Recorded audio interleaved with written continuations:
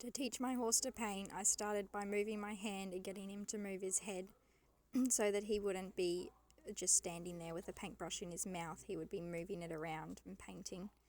It was hard to get him to do this without smiling because it's a similar action for his command to smile.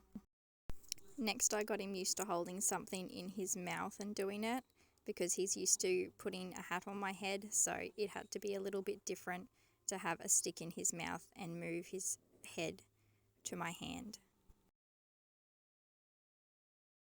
Then we brought the board in and had him moving his head just across the board with the paintbrush.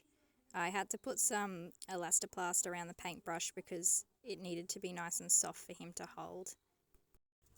Sometimes he dropped the paintbrush or even threw it, but we just kept persevering until he learned to do it properly. Even though he's not touching the paintbrush to the board yet, he's still doing well. You can see in this recording that he's starting to touch the board with the paintbrush, and he really enjoys doing this. It wasn't a simple thing to teach a horse to paint, and it did take a long time and a lot of different moves that he had to learn to get there. He had to learn to feel the pressure of the paintbrush on the board. It's a bit hard for a horse because the paintbrush is longer than his whiskers, so he doesn't really know where it is. Then we finally upgraded to using a piece of paper. Then he started painting, but it wasn't anything in particular, and I wanted him to learn to do strokes so he could do writing and paintings of what I wanted him to. I was still really proud of him for coming this far and being able to paint on the paper, even if it wasn't an exact straight line.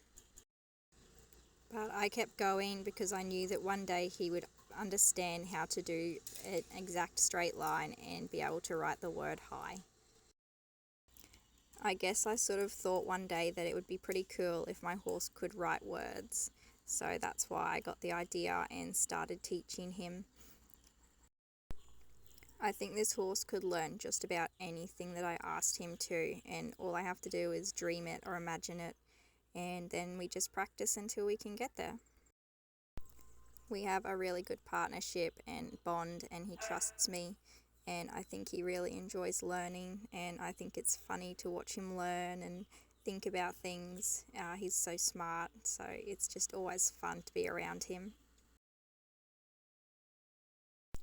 So this is the day that I actually got him to write hi, and of course I'm not in the frame of the camera. But you can really see how much more controlled his strokes are now and how much better he is at doing lines. Sometimes he doesn't hold the paintbrush correctly and he can't get it properly, and that's okay because it really hasn't been that long. But for him to be able to do this at his age, I'm just so proud of him.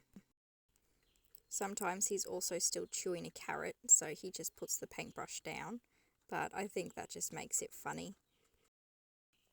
He's just such a character that just makes me smile all the time. Even when he drops the paintbrush, I had to be able to explain to him where I wanted him to do his lines so that we could actually get them in the right order. For a long time he kept writing IH, so it was so close, but it just wasn't quite there. I did turn the page for him so that he could do the line across the H vertically, as that's what he likes to do.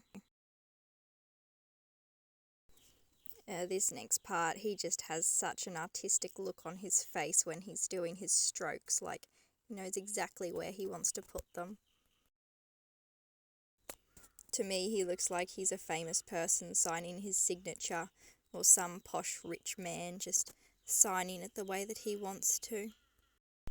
He just certainly gets into his painting. He's very much an artist in his soul.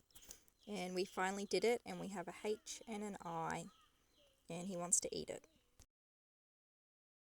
So thank you for watching Simba's journey on how I got him to paint pictures. There'll be lots more paintings coming too.